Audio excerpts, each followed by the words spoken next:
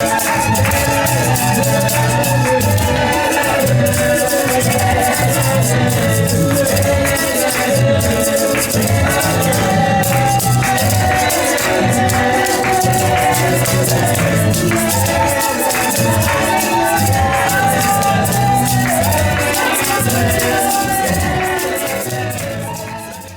l'avons honoré, loué, célébré, magnifié. Maintenant, nous allons le supplier pour qu'il nous donne notre pain de ce dimanche. Nous allons demander au Père de nous parler. Nous allons le supplier. Que cette parole soit la bonne semence pour moi, pour ma vie. Merci Seigneur, qui est comme toi.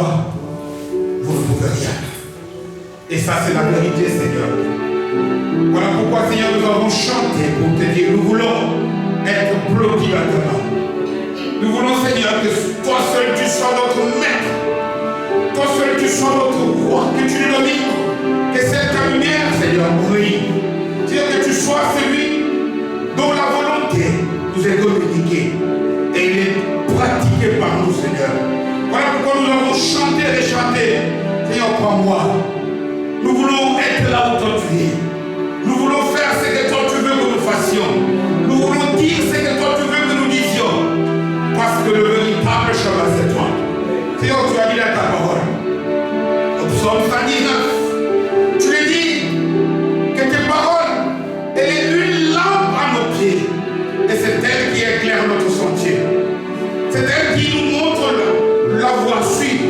la marche parfaite qui nous conduit vers la victoire. La victoire que tu as acquise chèrement sur la croix du calvaire par Jésus le Christ, le Messie, ton Fils bien-aimé. Seigneur, merci. Merci parce que nous croyons que ce temps qui arrive maintenant, c'est ta voix que nous allons entendre. Merci parce que lorsque tu parles, les choses changent. Lorsque tu parles, Seigneur, nous vivons des miracles. Lorsque toi tu parles, Seigneur, nous expérimentons des nouvelles dimensions. Alors nous voulons te dire tout simplement merci en le manifestant par des cris de joie.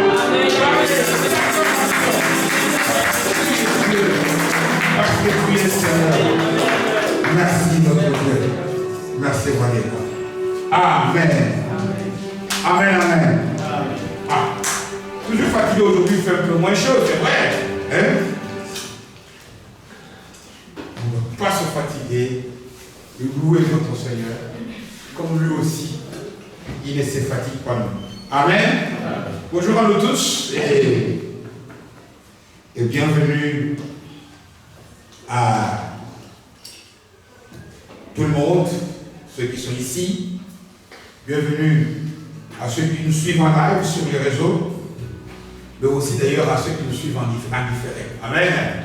Parce que je sais que parmi ceux-là, il y a Maman Cathy qui fête aujourd'hui son anniversaire et qui nous écoute tous les dimanches. Nous profitons ici pour lui dire un joyeux anniversaire, lui souhaiter un joyeux anniversaire et que Dieu continue à lui faire du bien et qu'il écoute sa parole. Sa parole, c'est la nourriture dont nous avons besoin pour que nos vies changent. Amen. J'avais promis il y a quelques semaines que Dieu m'avait convaincu que nous puissions partager. Parce que des tas de choses on les connaît. On connaît beaucoup de choses. On a beaucoup de passages. On a écouté beaucoup de prédications. On a assisté à beaucoup de séminaires. Mais non seulement nos vies ne changent pas, mais ce que nous attendons de Dieu, nous avons du mal à les vivre. Alors Dieu nous a convaincus qu'il y a une sagesse. On dit que la sagesse, c'est quoi? C'est cette intelligence, cette capacité que Dieu peut nous donner pour trouver des solutions. Amen. Dieu, tout ce qu'il veut faire sur cette terre, ta parole nous dit que lui parle. Il est comme un contremaître, comme un ingénieur, des ingénieurs, bien sûr. Quand nous allons sur un chantier, j'avais donné un exemple de ceux-là qui ont construit des grands monuments ici en Europe, en France, en Amérique, partout dans le monde entier. Quand on parle de la tour Eiffel, on cite le nom de l'architecte Eiffel. Mais ce n'est pas lui qui a mis sa main à la pâte. En fait, l'ingénieur parle. Il donne des instructions. Et c'est à partir de ces instructions que l'œuvre est bâtie. Amen. Bien sûr que l'ingénieur a un rôle important. Parce que c'est lui qui a déjà l'œuvre dans sa tête. Il y a un grand homme américain décédé. Il s'appelait M. Walt Disney. On connaît Walt Disney? C'est quoi Walt Disney? C'est quoi en Amérique? C'est quoi? Das heißt, die Person Disney. Autor? Die Person Disney erfunden hat. Tu vois, je crois qu'on peut dire. Walt Disney, c'est un grand parc d'attractions. C'est un parc d'attractions. C'est un tout gros. Et il y a aussi des séries, des trucs qu'on fait comme les dessins animés. Mais Walt Disney, c'est l'ingénieur, le nom du promoteur. Et quand cet homme, ce personnage avait eu l'idée géniale de bâtir son œuvre, il est décédé avant que l'œuvre soit terminée. Il est mort. Au jour de son enterrement, les gens qui font des discours, il y en a parmi eux quelqu'un qui dit: ah, On aurait voulu que tu sois vivant pour que tu puisses voir l'œuvre que tu as conçue de ton esprit. C'est alors que son épouse répondit, non, rassurez-vous, lui il l'a vu avant tout le monde. Amen. Parce qu'un concepteur ne conçoit que ce qu'il a déjà vu, mais en esprit. C'est la même chose avec notre Dieu. Dieu voit les choses. Et il parle. Et c'est à nous, à toi et à moi, nous ses enfants, nous ses serviteurs, de voir ces choses-là. Et Dieu a enfoui dans la nature les animaux, la forêt, dans les mers, dans toute la création, Dieu a enfoui des messages qui nous révèlent la manière dont toi et moi nous devons agir pour que l'œuvre de Dieu devienne manifeste. Et nous avons commencé depuis quelques semaines à étudier 4 animaux. Je n'ai pas oublié du Proverbe 30. 4 animaux, la Bible dit petits. 4 animaux sans force. On a dit quelques mots sur la fourmi. On a dit quelques mots sur les damans. On n'a pas encore dit ni sur les sauterelles, ni sur les lézards. Et je vais vous rassurer qu'on verra tout ça, mais maintenant on est encore sur les deux. Parce que dans le message d'aujourd'hui, concerne encore les deux premiers. Et quand on aura dit des choses, il en restera toujours encore beaucoup à apprendre. Et lorsque tu as pris, tu as écouté cette sagesse, et que tu ne la mets pas en pratique, le problème c'est pas Dieu, le problème c'est toi et moi. Amen. Aujourd'hui, le Saint-Esprit m'a mis à cœur que nous puissions partager sur quelque chose de très important. Quelque chose qui fait que ta vie, ma vie, est ce qu'elle est maintenant. Amen. Mais qui est très souvent oublié et très souvent négligé. Nous allons partager aujourd'hui sur quelque chose qui fait que tu es ce que tu es aujourd'hui. En bien ou en mal, bien sûr. Amen. Mais que tu sous-estimes. Le titre de notre message aujourd'hui, c'est quoi? C'est mon entourage. L'élément essentiel pour ma victoire. Et nous allons aujourd'hui partager de l'entourage. L'entourage qui est quelque chose de très important. Vous savez, il y a même dans la sagesse humaine. Qu'est-ce qu'on dit? Ceux qui se ressemblent, ils font quoi? Ils s'assemblent. Qu'est-ce que ça veut dire? Donc si vous voyez que les gens sont ensemble et qu'ils sont fous, les fous seront ensemble. Les fous seront ensemble. Aujourd'hui, si moi et toi nous sommes ce que nous sommes, certainement c'est à cause de notre entourage. Notre entourage compte pour beaucoup. Et nous allons voir quel est ce rôle. Nous allons voir où est-ce que nous devons faire attention. Parce qu'il y a même un grand conférencier, un scientifique, qui a tellement observé des gens, qui a dit que chaque personne, chacun parmi nous ici, il est la synthèse de 5 personnes qu'il côtoie régulièrement. Ton caractère, ce que tu fais. Voilà même pourquoi on dit, Dieu dit, lorsque l'homme et la femme se marient, ils deviennent quoi? Ça voudrait dire quoi? Ils se ressemblent. Combien de fois vous avez vu des couples, vous dites, tiens, comment un tel est comme un tel? Mais non, mais c'est parce qu'ils se côtoient. Au départ, ça n'était pas comme ça. Aujourd'hui, nous négligeons l'entourage. Bien sûr qu'il y a des entourages qui nous sont imposés. La famille, la parenté. Mais il y a des entourages qui ne nous sont pas imposés et qui ont un rôle déterminant, soit dans notre échec, soit dans notre réussite. anges, je l'ai dit, je suis toujours dans le cadre du deuxième animal, le démon. Pourquoi? Dieu nous dit que cet animal, sans force, petit, heureusement, il a trouvé refuge. La grâce de Dieu lui a offert un refuge dans le rocher. Pourquoi? Parce qu'il vivait dans un entourage mauvais. Amen. Et lui a su trouver refuge dans le rocher. Et le rocher, c'est Christ. Amen. Amen. Ici, aujourd'hui, nous voulons développer pour parler de toute forme d'entourage. Pour voir les rôles bénéfiques que l'entourage peut jouer, mais aussi mauvais pour nous influencer.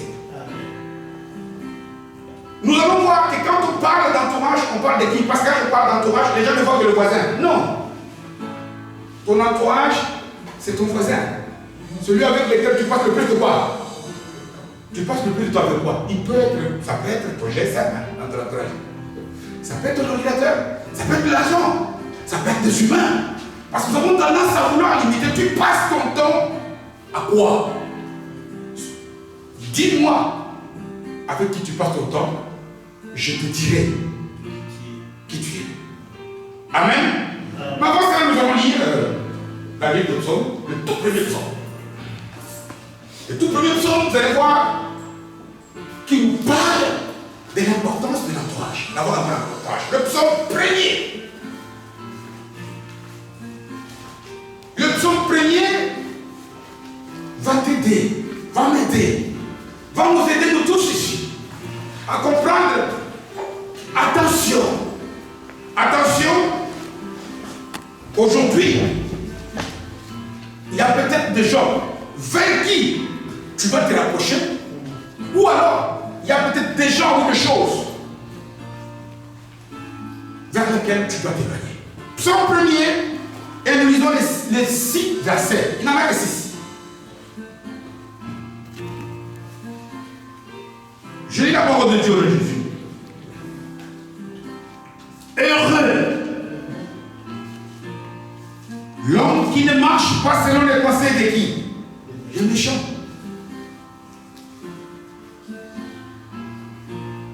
Qui ne s'arrête pas sur le voie de qui?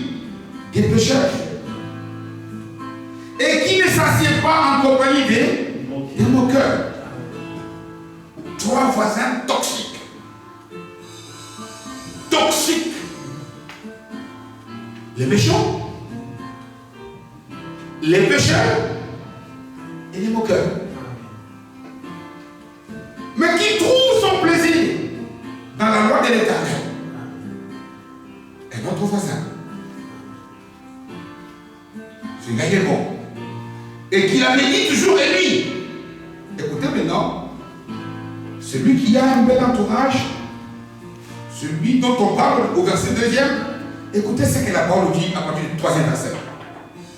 Celui qui a un bon entourage, c'est-à-dire celui qui trouve son plaisir dans la loi de l'Éternel et qui la médite jour et nuit, il est comme un arbre planté près des cours d'eau, qui donne son fruit à sa saison et dont le feuillage ne se flétrit jamais. Tout ce qu'il fait lui réussit. Qu'est-ce qu'il réussit? Tout ce qu'il fait, pas tout ce qu'il ne fait pas. Pas tout ce que... Quand il a prié, il s'assied. Non. Il va faire des choses et puis Dieu va faire réussir. Il n'en est pas ainsi des méchants. Ils sont comme la paille que le vent dissipe. C'est pourquoi les méchants ne résistent pas au jour du jugement, ni les pécheurs à l'assemblée des justes. Car l'Éternel connaît la voie des justes, et la voie des pécheurs mène à la ruine, parole du Seigneur. Amen. Un des psaumes le plus connu, le premier psaume ici, le psaume 23, les psaumes 50.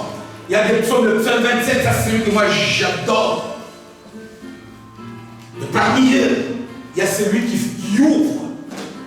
qui ouvre la série des psaumes. dire le mot psaume. Psaume, ceux qui parlent une certaine langue, dans leur traduction biblique, et dans cette langue-là, psaume, ça voudrait dire tout simplement cantique, chant. Ce sont des prières chantées. Des prières, parfois quand vous êtes en train de chanter ici et nous on prie, il y a un verbe compliqué français, on dit on psalmodie, c'est-à-dire qu'on fait des psaumes. Quand tu pries en chantant, accompagné des instruments, c'est ça. Amen. Et les psaumes, le peuple juif a chanté pour toutes les circonstances. Il y en a 150. Et ça, c'est le tout premier. Ça, c'est le tout premier. On appelle ce livre, soit livre des psaumes. Si on veut dire un mot, on dit le psautier en français. Je ne sais pas comment on dit en allemand. Psautier en allemand, je ne sais pas. Psalm, peut-être. En allemand, il y a peut-être des mots. En tout cas, en français, on peut dire le psautier ou le livre des psaumes. Parce qu'il y en a. Et c'est très important ce que j'ai dit sur des généralités. De tous les livres de l'Ancienne Alliance, le livre le plus cité dans la Nouvelle, c'est le livre de Psaumes. Plus de 126 citations. C'est un des livres qui a le plus prophétisé sur l'arrivée du Messie. Voilà pourquoi d'ailleurs Jésus lui-même en a fait des tas de fois référence. Et d'ailleurs, le vendredi saint, au jour de son arrestation pour son acte final de notre délivrance, on dit qu'ils étaient en train de chanter des psaumes et des hymnes. Amen. Le tout premier ici, comme vous voyez, il est très indicateur. Parce qu'il est le reflet de la manière dont le Seigneur lui-même a commencé son ministère. Quand le Seigneur commence à enseigner, sa première prédication, on la retrouve dans le livre de Matthieu au chapitre 5. On appelle le sermon sur la montagne. Donc le chapitre 5e, 6e et 7e de Matthieu, entre autres. Et lorsque ce livre commence, quand Jésus donne dans son premier discours le plan de ce qu'il est venu faire, ce qu'il va faire, au chapitre 5e, il commence lui aussi par des béatitudes. Et ce psaume fait la même chose. Béatitude, c'est quoi? C'est dire aux hommes qu'est-ce qu'ils doivent faire pour être heureux. Amen. Ça commence heureux. Heureux. Celui qui fait ceci. Celui qui fait cela. Heureux. Le dernier psaume, vous verrez que quand celui-ci commence, le premier commence par comment montrer à l'homme ce qu'il doit faire ou ne pas faire pour être heureux.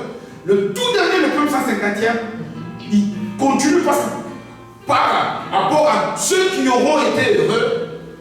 Le tout dernier verset, c'est 6e. Le premier, il a 6 versets. Le dernier 6 versets, il conclut par que tous ceux qui respirent fassent quoi? Loue l'Éternel. On le dit très souvent. Ça, c'est le dernier, le verset 6 de psaume 150. On commence, on nous dit, et lorsque tu fais ce qu'on te dit, alors tu vas finir par louer ton Dieu. Amen. Ça, c'est des choses. Quand je dis comme ça, ce n'est pas pour vous montrer que vous donnez la littérature. C'est pour vous montrer que toute écriture est inspirée de Dieu. Notre Dieu agit même dans des symboles, même dans des petites choses. La plupart du temps, nous avons tendance à vouloir négliger ces livres. Les livres qui divisent la Bible en deux. Pourquoi? Parce que c'est le psaume 117e qui est le milieu de la parole de Dieu. 117, 118, je pense. Qui à gauche comme à droite, même nombre de pages. C'est pour nous montrer que c'est symbolique. C'est pour montrer qu'il y a des choses, des richesses que moi et toi nous devons connaître. Et ici, les richesses que ce livre nous montre, comme je viens de le dire, comme je vous l'ai donné dans notre terme, ça nous parle, ça nous montre de toute l'importance que peut revêtir ce qu'on appelle l'entourage. De l'importance de l'entourage. Beaucoup de gens ici, parfois, nous mettons à côté de n'importe qui. Non, ça n'est pas possible.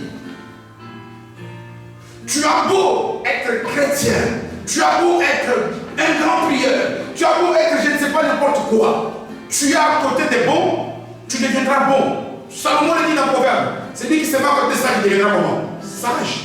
Mais celui qui te met à côté des fous, il deviendra fou. Pourquoi on n'en tient pas compte? On n'en tient pas compte. Pourquoi? Parce que parfois c'est difficile. Si je fais ça, qu'est-ce qu'on dira? Non! Qu'est-ce qu'on entend de la parole de Dieu lorsque Jésus dit, si ma main gauche, c'est une image, constitue une occasion de chute, que je fasse quoi? Est-ce que Jésus nous dit, il vient nous dire qu'on prenne un marteau pour couper notre, pour arracher? Non. C'est-à-dire que tous ceux qui te poussent au mal, éloigne-toi de ça. Il y a parmi nous ici, il y a dans ton entourage ici, il y a dans ton entourage, chacun d'entre nous ici, tu es à côté de cette personne-là, que tu neiges, que tu es gêné, tu vas faire un péché, ou tu vas critiquer, ou tu vas dire du mal, ou tu vas faire du mal. Il y a quelqu'un dans la vie de chacun d'entre nous ici. Qu'est-ce que tu fais à côté de ce personnage toxique depuis que tu te réveilles? Et quand je dis personnage, j'hésite. Ça peut être des humains.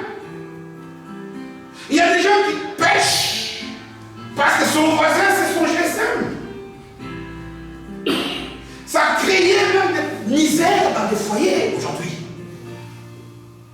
Ça a créé des misères. Il y a des gens qui ne peuvent pas se séparer. Il y a des gens dont leur voisin c'est que, je ne sais pas moi, tout le monde connaît les siens. Vous savez, quand on parle de l'entourage, ce n'est pas l'humain lui-même qui a choisi d'être à côté des autres. Non. Parce que lorsque nous retournons au départ, à la création, qu'est-ce que la parole de Dieu dit? Dieu a tout créé. Les arbres, le jardin, les fruits, les roses, les animaux. Mais c'est Dieu lui-même, dans Genèse 2, verset 28, qu'est-ce qu'il dit? Il n'est pas bon que quoi? Que l'homme soit comment? Nous, on limite ça au mariage. Ça n'a rien à voir. Il n'est pas bon que l'homme soit seul. Ça voudrait dire que Dieu voudrait toujours que toute personne ait un vis-à-vis. Bien sûr que dans un mariage, là, il a pris l'idéal pour qu'il devienne un. Que ce soit un voisinage, que ce soit un entourage heureux. C'est Dieu qui l'a voulu. Dieu sait que quand on est seul, on ne peut pas évoluer. Regardez même dans tous les domaines de la vie. Une société, pour aller loin, il doit avoir une bonne équipe de gens qui le dirigent. Un chef d'État, pour réussir, il doit avoir un bon casting dans son entourage. Si dans ton entourage, tu as beau être le meilleur des ingénieurs, le meilleur des présidents, mais si tu as fait un mauvais tri, est-ce que vous savez que par exemple, pour ceux-là qui regardent le cinéma, ça prend beaucoup de temps à réaliser un bon film qu'à faire son casting? Qui sera? Qui ne sera pas? Qui peut jouer tel rôle? C'est difficile. Pourquoi? Parce que la réussite de toute œuvre dépend de l'équipe qui va travailler pour l'œuvre. Amen. Aujourd'hui, l'Église a tendance à ignorer cela. L'Église a tendance à penser que non, moi je prie, moi je jeûne, moi je vais à l'église, et c'est tout. Non. Non. L'apôtre Paul dit à l'église des Corinthiens, 1 Corinthiens chapitre 15, verset 33e, il met l'église en garde. Il dit quoi? Faites attention. Pourquoi? Parce que les mauvaises compagnies corrompent quoi? Les bonnes mœurs. Regardez dans la Bible, à partir d'aujourd'hui, lorsque nous méditons,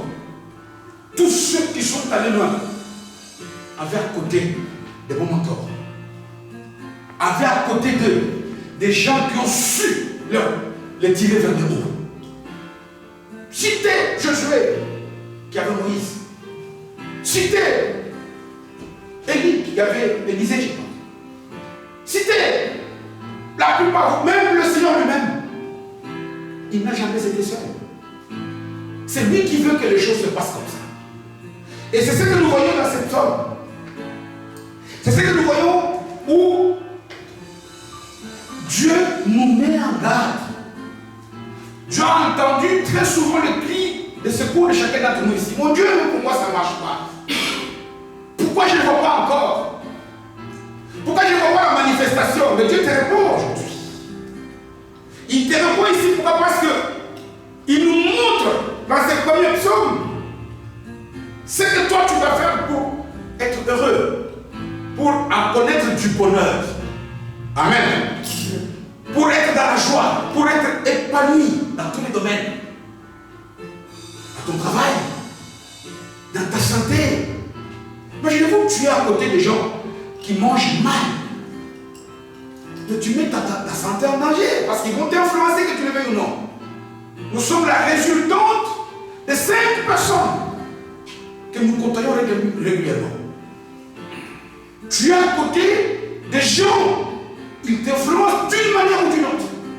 Le problème, c'est que très souvent, notre choix se tourne toujours vers ce qui nous tourne, ce qui nous pousse à aller vers le mal. Vers le mal. Amen. Hein? Il dit ici, vous voulez être heureux. Vous voulez être dans la joie. Vous voulez recevoir la réponse positive à toutes les requêtes que vous avez adressées à Dieu. Eh bien, chose bizarre. Il ne commence pas par nous dire ce que nous devons faire. Ah, tu veux être heureux, cherche l'argent. Non. Parce que tu peux avoir l'argent. Si tu es à côté des bandits, ton argent ne va pas te servir. Amen. Amen. Il nous montre d'abord par ce que nous devons éviter. La plupart d'entre nous, ici, quand on veut donner des conseils, on va dire, ah, fais ceci. Non. Il ne dit pas, quand tu voulais être heureux, va à l'église. Non. Tu peux aller à l'église tout le dimanche. Mais si tu es dans une mauvaise église, tu n'auras pas Dieu. Voilà pourquoi il commence par attirer notre attention sur ce que nous devons éviter. Ce que nous ne devons pas faire. Là où nous ne devons pas mettre le pied. Ça, c'est la matière de Dieu. Vous savez, avec Dieu, quand l'homme va à gauche, Dieu va à droite. Il dit à Pierre, ça c'est Jésus. Quand Jésus reprend, Jésus pour lui dire, non, ne va pas sur la croix. Tu ne peux pas mourir. Matthieu 16e chapitre. Qu'est-ce que Jésus répond à Pierre? Arrière de moi, Satan. Tu as les pensées des hommes. En d'autres termes, l'homme lui-même pense comme le diable. L'humain est égoïste. L'humain ne voit pas les choses comme Dieu. Ésaïe, je pense 57, il le dit aussi. La manière de voir les choses de Dieu n'a jamais été à la manière de voir des hommes. Amen. Voilà pourquoi le psaume commence d'abord. Vous voulez être heureux, vous devez d'abord savoir ce que vous devez éviter. Amen. Et là, il cite 3 catégories des hommes, des individus, 3 catégories de voisins toxiques, mais il utilise aussi 3 verbes différents. Marcher selon, s'arrêter et s'asseoir.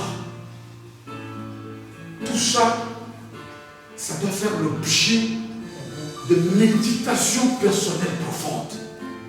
Quand dit, heureux l'homme qui ne marche pas selon les conseils des méchants. Marcher selon les conseils des méchants ici ne veut pas simplement dire marcher comme je suis en train de marcher. Non. Marcher selon les conseils des méchants ici veut tout simplement dire que tu es influencé parce que tu as entendu le méchant dire. Alors c'est ça qui dicte ta vie. Tu fais la volonté des méchants. Or, quand on parle des méchants, dans la vie, un méchant c'est lui qui fait du mal, n'est-ce pas? Mais dans la Bible, sur le plan biblique, parce que, vous savez, si on se limite à la méchanceté humaine, on peut se tromper. Parce qu'un méchant humain, s'il rentre ici, tout le monde le sait. Ah, tel, frère tel, sœur tel. Ah, c'est là du méchant. Parce que quand il fait là, il tape. Mais ici, il parle plus du méchant spirituel. Qui lui, quand il vient pour voler, il porte l'habit de la brebis, alors que c'est le ravisseur. Amen. Amen. Ici, quand on parle du méchant, on parle du diable et des acolytes. On parle des gens ici qui, qui passent beaucoup de temps à côté des gens qui sont ennemis de la volonté de Dieu, du diable et des acolytes. Des gens qui détestent ce qui appartient à Dieu. Des gens qui n'aiment pas faire ce qui arrive. C'est voilà les méchants. Des méchants gentils. Des gens qui, lorsqu'il va, comment dirais-je, t'influencer pour que tu ne viennes pas à l'église, tu ne le sauras pas. Regardez un peu par exemple le cas de la chute d'Adam et Ève. Voilà le coup que le méchant a asséné à ses couples. Le méchant, quand il est venu comme si ce qu'il disait aux autres était dans leur intérêt. Il a donné, la plupart d'entre nous ici, j'ai toujours dit cette chose, je le répète, à l'église, dans ta famille, dans ton travail. Nous avons tendance à penser que lorsque le diable vient, il a des cornes, il a des yeux tout rouges. Non, le diable se transforme en ange de lumière. Voilà pourquoi lorsqu'il veut tromper un humain, le français utilise quel verbe? Séduire. Séduire, ça voudrait dire, c'est un verbe qu'on utilise lorsqu'un homme veut avoir une femme. C'est-à-dire, quand quelqu'un te séduit, tu auras du mal à résister à ses pièges. Il vient avec la ruse, il vient avec des cadeaux. C'est ça la séduction. Voilà le véritable méchant. Combien de choses méchantes traînent encore dans ton barrage? Combien de choses t'écartent de la volonté de Dieu, d'une manière ou d'une autre? Pourquoi? Parce que pour ces choses-là, tu es peut-être obligé de mentir. Quand tu es obligé de mentir, tu es avec un méchant. Pour ces choses-là, tu es obligé de devenir hypocrite. Beaucoup d'entre nous ici, chacun connaît les siens. Marcher selon les conseils du méchant veut tout simplement dire le méchant il n'est pas là. Ce méchant il n'est pas là, mais il t'a influencé. Mais c'est dans ta manière d'agir que tu commences à te comporter contraire à l'opposé de ce que la volonté de Dieu te dit. Y a-t-il des choses comme ça? Toi qui attends de la part de Dieu. Y a-t-il des choses comme ça? Y a-t-il des gens comme ça? Y a-t-il des gens que tu as laissés et qui t'ont tellement influencé à tel point que ça peut être n'importe quoi? Chacun d'entre nous ici connaît les siens. C'est qu'il épouse parfois à agir à l'opposé de ce que la parole nous demande. Fais attention, parce qu'aujourd'hui, Dieu nous met en garde. Il y a des choses auxquelles nous devons nous séparer aujourd'hui. Jésus dit ceci, lorsqu'on lui pose la question, quand il leur a dit, je vais partir, etc. Il y a des apôtres qui lui disent, maître, nous on a tout laissé. On a tout abandonné. Pour qui? Pour te suivre. Mais maintenant, toi tu dis que tu vas mourir, tu vas retourner. Qu'est-ce que nous on va gagner? Jésus répond ceci. Personne ne peut tout abandonner. Il n'y a rien à voir. Et dans ce siècle, et dans le siècle à venir. C'est-à-dire que si tu abandonnes tout ce qui t'a abandonné, quoi? Qu'est-ce que toi tu as déjà abandonné depuis que tu es chrétien? Je ne parle pas tout simplement du péché. Mais tu vois que lorsque je suis dans telle situation, je me verrai obligé parfois de mentir et commencer à le regretter par après. Tu as abandonné quoi? J'ai abandonné quoi? Tu as abandonné quoi pour que ton couple soit heureux? Tu as abandonné quoi pour que ton église soit heureuse? Tu as abandonné quoi pour que ta santé soit heureuse? Tu as abandonné quoi pour que ta famille soit heureuse? Si tu n'as pas abandonné les choses, voilà pourquoi peut-être dans ces domaines-là, bien précis, il y a encore ce que tu vois. Il enchaîne.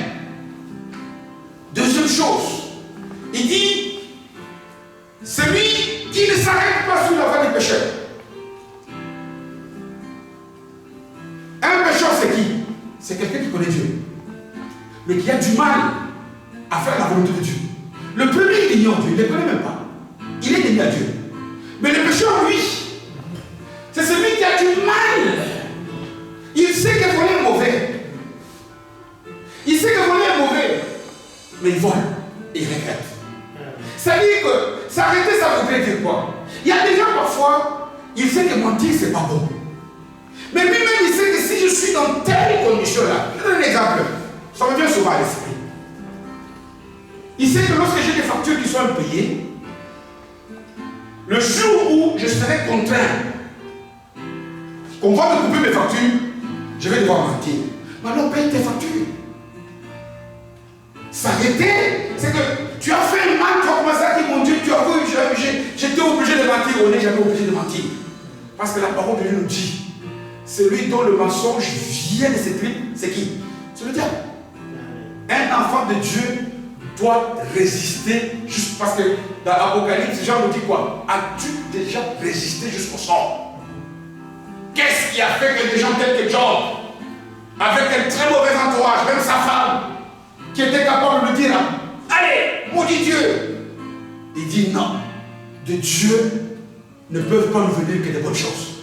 Amen. Hein? Il a donné, il a repris à la gloire. Non seulement il avait sa femme, mais il avait aussi 3 amis qui ont tout fait pour faire céder cet homme. Job n'était pas un surnaturel. Il avait une tête, 2 jambes, 2 pieds. Il avait une bouche comme toi. Lorsque cet homme avait mal, qu'est-ce qui fait que les gens que Daniel et ses amis ont résisté? Pourquoi nous avons du mal, nous, à résister à cela? Pourquoi est-ce que tu dis oui, c'est vrai, je ne fais pas du mal? Mais il y a des situations dans lesquelles nous nous mettons qui font que lorsque la situation revient, on aura du mal à éviter. Alors là, on est en compagnie des pécheurs. Et troisièmement, je vais essayer d'aller vite, je ne vais pas vite. C'est donc les gens qui s'assiedent en compagnie de moqueurs. Des gens qui se moquent de Dieu et des gens de Dieu. Des gens qui te poussent à ce que toi aussi, tu commences à dire des choses que connaître Dieu, hein, tu passes du temps. C'est ridicule. Tu passes le temps, notamment au travail avec des gens comme ça. Tu auras du mal même à avouer. 3 catégories. On peut détailler tout ça. Des choses que tu dois éviter. Des choses, ça n'est pas le travail de Dieu. Ça, c'est ton travail, ça, c'est le bien. Dieu va t'aider à te révéler. Pendant que j'arrête de parler ici, le Saint-Esprit met les doigts à chacun d'entre nous sur l'élément qui doit laisser tomber. L'entourage est très important. Le démon, heureusement que les rochers vont voir dire un mot aussi des temps par rapport à ça. Le démon, le rocher est là. Mais l'environnement mauvais mettait sa vie en danger. Si tu continues, tu persistes à passer du temps à côté de ces gens, à côté de ces choses qui t'éloignent de Dieu, tu peux prier. Tu peux jeûner. Dieu ne sera pas. Tu auras du mal à voir la manifestation. Amen. Parce que c'est la parole qui dit. Et ici, voilà pourquoi il enchaîne au second, à partir du 2e verset, où il nous montre, 3e verset, je pense, où il nous montre alors le bon voisinage. C'est lui qui médite. Est-ce que ça voudrait dire la personne qui récite des versets, mais ça on le fait tout le temps. Si ici, ce que Dieu veut dire, c'est le fait de venir au culte tous les jours, alors nous tous ici, on serait déjà des gens les plus bénis. Non. C'est quelqu'un qui passe beaucoup de temps à chercher la communion avec Dieu, Amen. Quelqu'un qui, voilà pourquoi par exemple, Dieu nous dit de passer plus de temps en pratiquant des choses qui nous mettent dans la communion avec lui.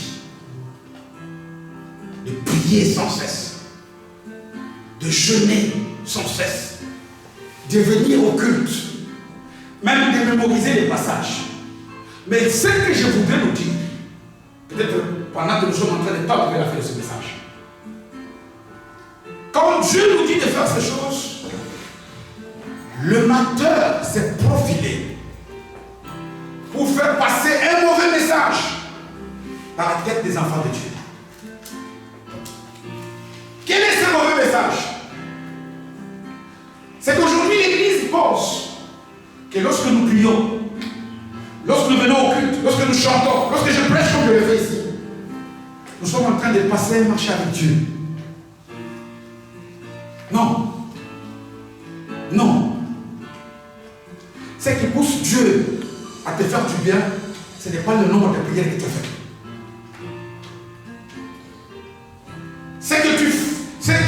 Ce qui pousse Dieu à agir en notre faveur. Parce que j'ai dit, nous devons beaucoup prier, sans cesse. Beaucoup chanter, beaucoup jeûner. Ce sont des actes, les œuvres de la foi chrétienne, qui nous mettent en communion avec Dieu. Parce que quand nous sommes en communion avec Dieu, la mauvaise compagnie se tiendra de nous. Mais ce ne sont pas nos prières qui font que Dieu nous bénit par quoi? Par grâce. Amen. Hein? Nous verrons par la grâce de Dieu. Dieu vous donne. En détail, c'est par la grâce. Une des notions que le diable a totalement déformées dans la tête des chrétiens. Voilà pourquoi les chrétiens parfois sont dessus. Telle personne est malade. Vous avez beaucoup prié, jeûné, et la personne décède. Ah, Dieu n'exauce pas la prière. Mais non, qui nous a dit ça? Donc, exaucer la prière, c'est faire notre volonté. Qui a dit ça? Non. Le bien que Dieu nous fait, c'est dans la nature de Dieu. Dieu le dit à Moïse, dans Exode 34, lorsqu'il dit à Moïse, amène-moi les tables, les nouvelles tables, je vais réécrire les commandements pour remplacer les tables que tu avais cassées. Lorsque Moïse s'amène, Dieu décline son identité. Il dit, je suis miséricordieux, je suis amour, je suis lent à la colère, je suis puissant, je suis fidèle, il dit, Dieu nous fait du bien, non pas parce que nous avons prié. Dieu nous fait du bien parce que il est Dieu qui nous aime. Amen. Qu'est-ce qui fait qu'aujourd'hui tu es malade? C'est par là que je vais terminer. Aujourd'hui, la sœur Maëlys n'est pas ici au culte. Sa maman est là. Je vois comment il entre en transe quand il entend même un petit cri. Si elle est à l'état, je peux sauter. Dis-moi, pour que Dieu puisse nous créer, pour que Dieu puisse nous sauver, nous n'avons pas prié. Mais pourquoi est-ce que pour qu'il puisse nous guérir des maladies, nous devons prier? Attention, peut-être que certaines de nos prières ne sont pas exaucées parce que nous croyons que nos prières sont une monnaie d'échange. Amen. Est-ce que lorsque tu donnes à manger vite à la sœur Maëlys, c'est parce qu'elle a pleuré? Non. C'est parce que tu l'aimes. Tu ne veux pas que ce soit mal. Ce ne sont pas tes pleurs qui te poussent à lui donner.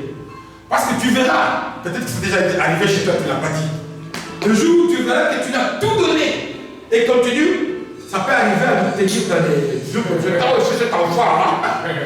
Et tu attends son papa rentrer, tu vas cesser. C'est vrai, c'est pas vrai. Ça nous est arrivé, j'ai déjà fait ça avec toi.